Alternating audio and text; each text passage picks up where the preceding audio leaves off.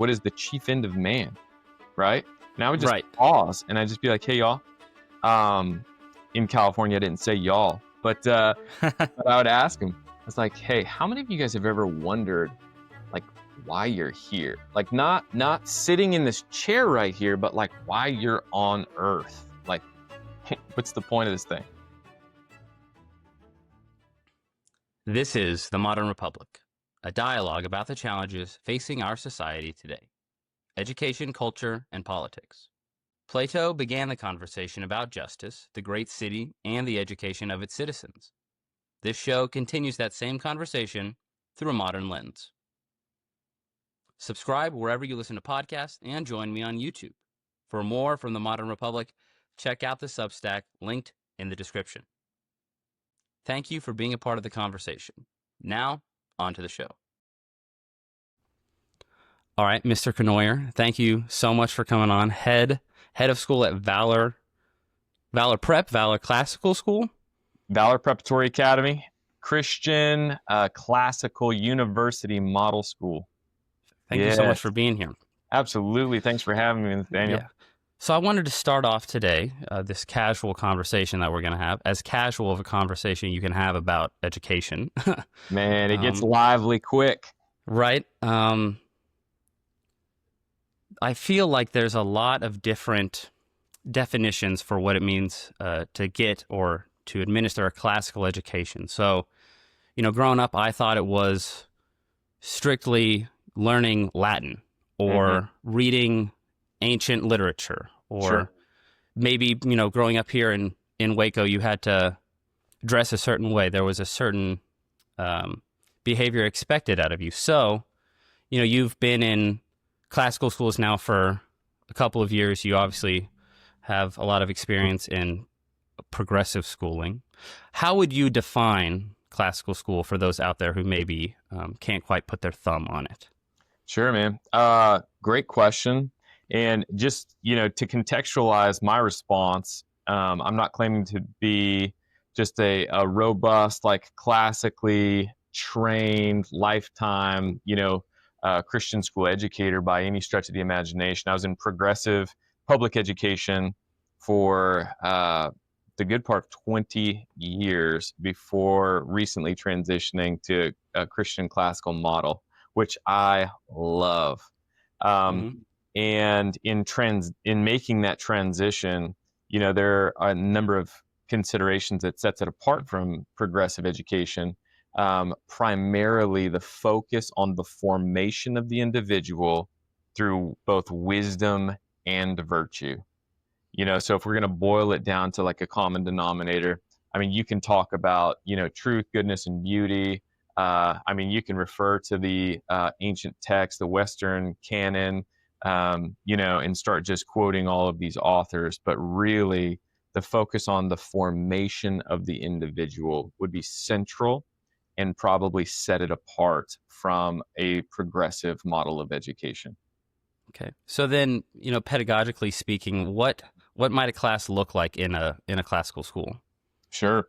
Yeah. When we look at a classical school, it's really, again, like, and if I can just add like another distinctive, a Christian classical school specifically is really about the equipping and formation of the next generation of disciples who are going to herald the gospel to the nations in any capacity that they choose, whether it's business or ministry or education or, in any field possible. It is about the formation and equipping of that young soul. And so there's a missional aspect to it as well. So with that, going through the phases of grammar, logic, and rhetoric, it's all about formation and worldview, right? Like seeing everything through the lens of the gospel and through scripture, right?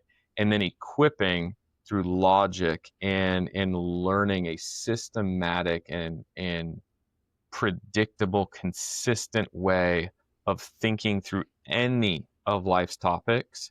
And then rhetoric, as you're aware, you're really polishing and you're becoming winsome in both written and spoken form, so as to be more effective, right, and eloquent. So when you go into a classroom at a given Christian classical school, at the grammar level, you're going to see a lot of memorization, recitation, and wonder. We want to really foster a sense of wonder. So, like through nature studies, one would say, "Hey, you want to fall in love with the idea of the butterfly, and let that point you to the creativity of the Lord before you start to dissect the butterfly and learn its Sure. parts and be methodical." So at the grammar stage, there's just the joy of learning and building a fundamental bank of information so as to build. At the logic school, when you go into a class, you're going to be learning just that. Like, you are going to be learning logic. How do you discern truth from fact? What are fallacies? And that is part of just building upon the grammar phase and helping. You know, we're inundated with information Right. every day, all day long. I can pick up my phone right now and just scroll and have an endless Absolutely. stream of just being inundated with information. So, how do you equip students to decipher good from bad, truth from error, and all those things? And it comes really in the logic phase.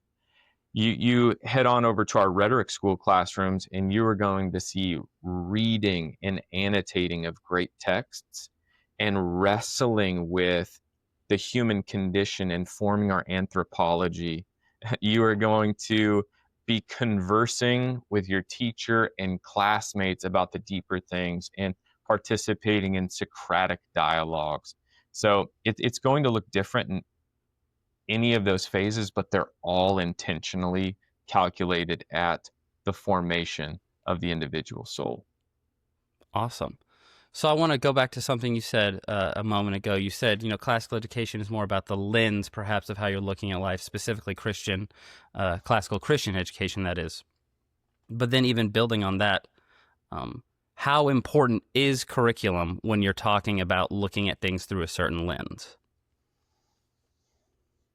Yeah, I mean, the beauty of building a Christian worldview and wrestling with the deeper things uh, within us. I mentioned anthropology earlier. Seeing things rightly. I mean, you can use a plethora of texts, right? But Sure. why try to reinvent the wheel when a classical approach to education is pretty timeless in the Western tradition, right? Um, Right. and with that, let's join the great conversation, right? The things Absolutely. that Plato is discussing and Cicero, and you just all of these people, you hear their names, you see their quotes, and they're used from time to time or referenced, like, as they talk through life and human nature and the experience of life, just um, all of the deeper things. Why not join in the conversation, right? Absolutely. Because it's not the good old days and things we've just evolved into a different degree of relevance. That's not true. The human experience 2,500 years ago is very similar to the human experience now. Exactly. And the human condition has not changed. The vices have not changed. This is still the same human experience. So why not join in on the conversation? Learn from them. Take the good, learn from the bad, engage in the dialogue in our modern day. I think that's a fantastic way of putting it. You said you've been in public education for the better part of 20 years, and yet now you've moved over to this classical model. What was the purpose for that switch? It's personal. Okay. So my wife and I decided. So I went into public education very missionally. I was a believer. I wanted to go serve underprivileged youth. I wanted to go into the roughest schools. I wanted to be a resource. I wanted to be used by the Lord very intentionally. And I did that. I served my first teaching assignment was in a Title I district. The whole district got free lunch. Sure. Like it was Yeah. just compounding levels of challenges for those students. So to be there and to be used in service and so on and so forth, it was such a joy, such a joy. Moved over to public charter school in California in full-time leadership for another. Did 8.5 years at the Title I, 5 years in public charter, different demographic. Hmm. Uh, Found a love for leadership and serving and equipping teachers to do the best job possible for our students. And my impact, I'd like to think, was multiplied. And that's the way I kind of rationalized the exit from the classroom directly. In coming to Texas, it was a joy. Like, you have so many wonderful teachers that are doing a great job, and really it's an encouragement, and many of them love Christ, which is also great. I thoroughly enjoyed it. What I started to run into is this: I loved the work, I loved the people, but the function of the public education system I was not sold out for. So missionally, missionally, the system itself poured all of this resource. And please don't take this as a criticism. There are wonderful educators in public ed. You're Absolutely. doing it right now. I did it for the good part of 20 years. I still know people that are knocking it out of the park for kids. So don't take this as a criticism. The system itself, though, is aimed at test metrics, college, career, or military readiness, um, driven by the current industry and like job market, and very just pragmatic and surface level uh, by its very nature. So when you think of eternal purpose, eternal impact, kingdom mindedness, like it's just not there. Like, you are a Christian in this context, you are a blessing to people, and just you are administering God's common grace is the way the theologians Right. would articulate that. And I think part of the draw to come into Christian classical education is to make a more direct, gospel centered kingdom impact. And it kind of got unearthed as we looked to put our kids in school. We homeschooled them so that they would have a biblical foundation Right. for their understanding of life and education. And that was a priority for us. And you couldn't get that in public ed, obviously. I led a public school, more than one, and I even love my teachers, and I bragged about our campus, and it was a great place. But at the end of the day, I took two of my kids there, and it's just, at the end of the day, no matter how good your teachers are, no matter how much they love on them, no matter how like the achievements of the campus, you're farming out 8 hours a day to a secular, humanistic worldview, regardless of the effectiveness of the teachers and the supports in place. You are teaching these kids from that worldview. So it either, one, needs to be avoided, or two, unlearned at home, and then the Christian worldview retaught, which is a gross inefficiency from a Right. family perspective. So we were drawn to, in all just me being candid, we were drawn to Valor Preparatory Academy because it was Christian and because it was university model, meaning we redeemed some of that time back through eighth grade. So we could send Caleb, our son, he would go to school Monday, Wednesday, Friday, and then use the school's curriculum on Tuesday, Thursday, but we still got to spend time with him. That was the initial draw. Sure. And over the last 2 years or so, I've just fallen in love with classical Christian education.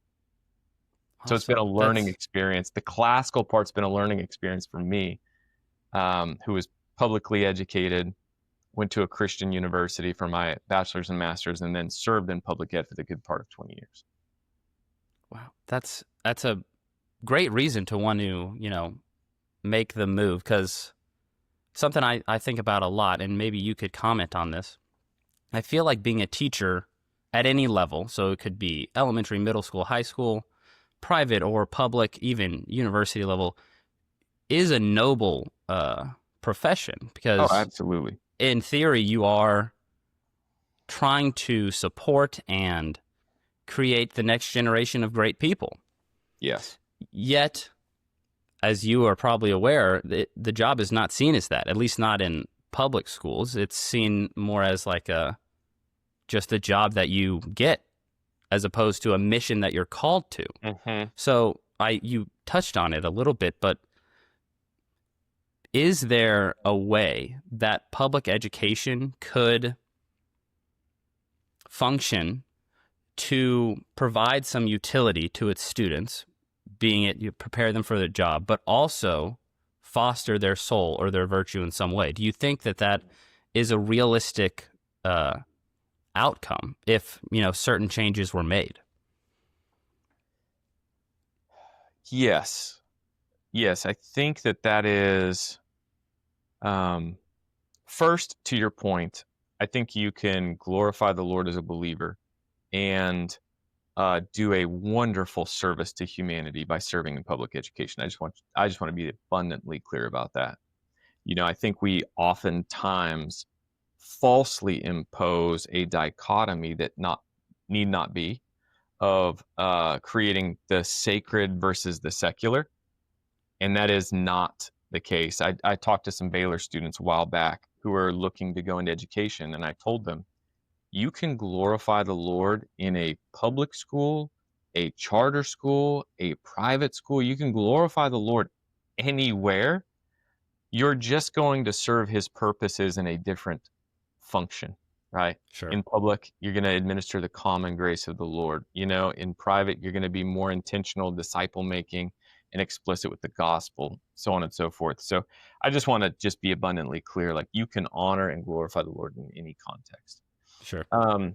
As it relates to specific formation, I think that providing public school students a classical education would be a step in the right direction, because it's not aimed at utility. It's not a conveyor belt cranking out a product. It is not, it is, you can create an environment where you're putting good texts before them, okay, even with secular purposes, Right. and causing them to think about the deeper things of life. When I was in public education, in teaching the early, when we would go early America, so the colonies, the Revolutionary War, and whatnot, we'd have content standards to touch on. Right. And we would look at, early colonial days, and just like this movement toward a revolutionary fervor and whatnot. Well, part of that is understanding Edwards. Edwards is famous for preaching during the First Great Awakening, and his most prominent sermon is "Sinners in the Hands of an Angry God." Right. So for students to analyze that text is just eye-opening. It can be eye-opening. I would say that, even looking at, the Declaration of Independence is telling. It is insightful politically. It is insightful from a religious perspective, even from like a more neutral lens. Students can learn a lot and be formed in their understanding of society, religion, politics, etc., by being exposed to these texts, which are serve a dual purpose. Like they have a secular value, but also they can be informative in causing students to reflect. One of the things that I would ask my students as we looked at the New England primer that they used in early colonial education, the first question is, what is the chief end of man? Right. And I would just Right. pause and I'd just be like, hey, y'all. Um, in California, I didn't say y'all, but I would ask them, I was like, hey, how many of you guys have ever wondered like why you're here? Like not sitting in this chair right here, but like why you're on earth. Like, what's the point of this thing? And nearly all of them would raise their hand. This is something that, regardless of context, like our kids are thinking about, they are wrestling with and whatnot. And here it is in colonial education, the first question in the primer: what is the chief end of man? Right? Right.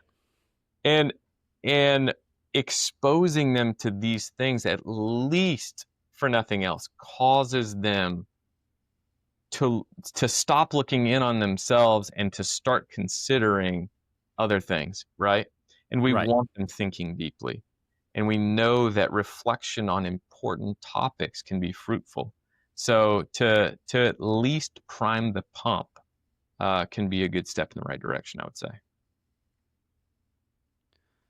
Okay, so we've been talking about some of these issues in public school, and you talked about working in a Title I school however many years ago. I'm currently working in one. One of the major issues that I see, and I'm sure you're aware of this, is the family, whether it be the lack of family or there's a lack of support from the family. Classical education, progressive education, do you think that a student can succeed without the support of a good family? Do you think that these students who come from broken homes, they may have a higher chance of success in a certain system, but how much of that is dependent upon their home environment? Yeah, I would say that God's design for society, for a successful society, is built upon the nuclear family. One husband, one wife, children that are raised in the fear and admonition of the Lord, and fostered and formed like throughout childhood into adulthood. I mean, is the ideal. What we see is compounding complexities, layers of dysfunction. We see in society just roadblock after roadblock after roadblock standing in the way of student flourishing.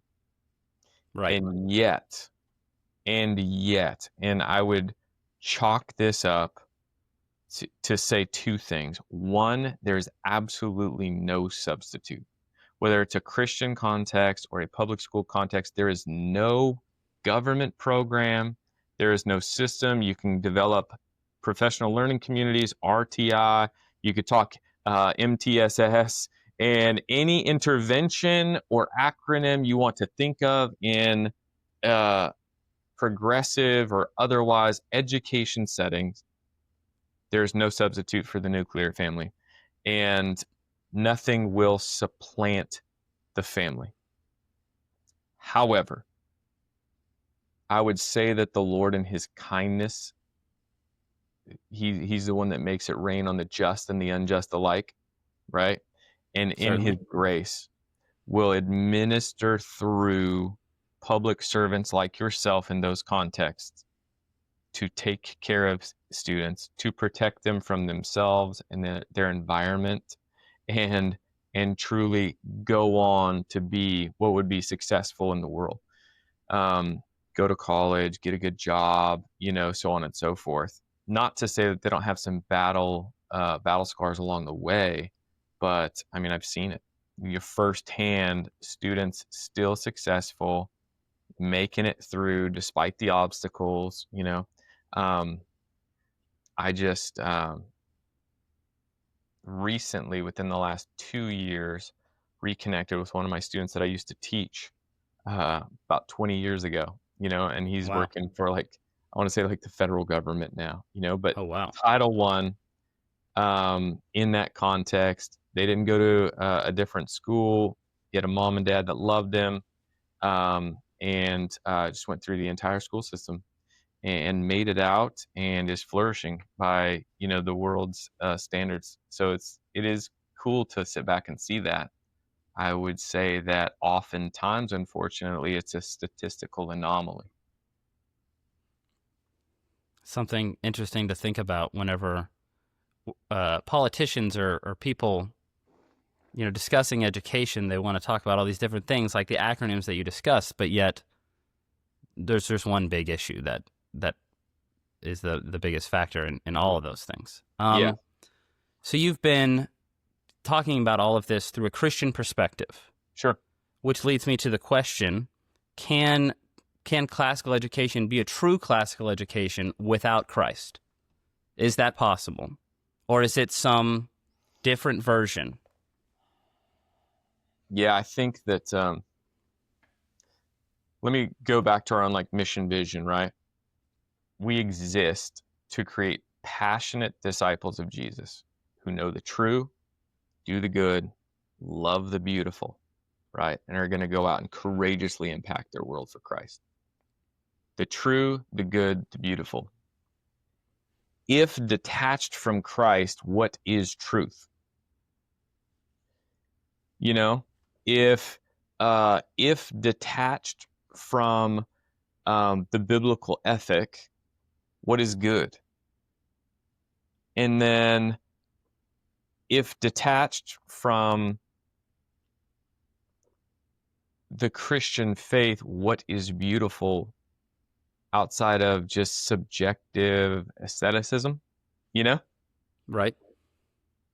So I would say classical education from a secular perspective is a good start in the right direction, but without a solid foundation. So I know that there are a plethora of classical education models that are publicly funded. They are springing up, it seems like, Yeah, a in more ton. abundance, right? And I think that it is a more quality education than a standard progressive context and curriculum, right? You're integrating content areas, so it's more natural. Of course. Yeah. You're engaging with the Western canon.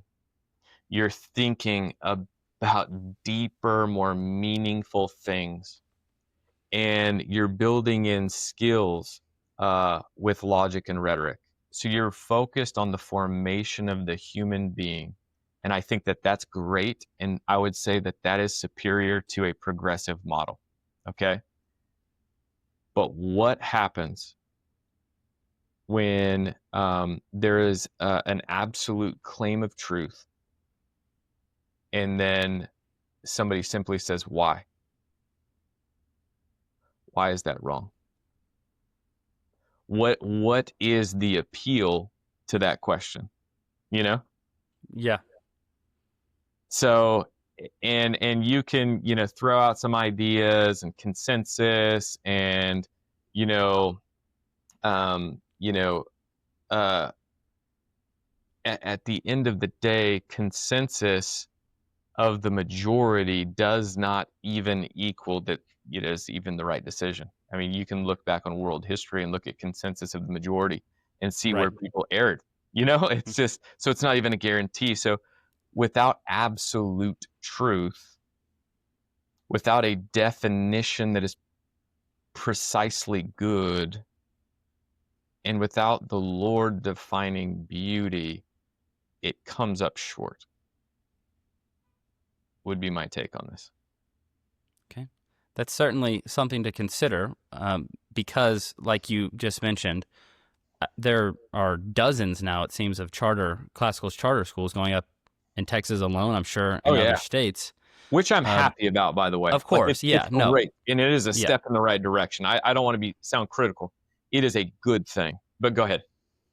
But no, just to follow along what you're saying, I would say I agree because to get the fullest, the most out of, if you will, a classical Hmm. education, it should be aimed at the truth, the true beauty, goodness, etc. And we would both agree that is Christ and nothing of this world.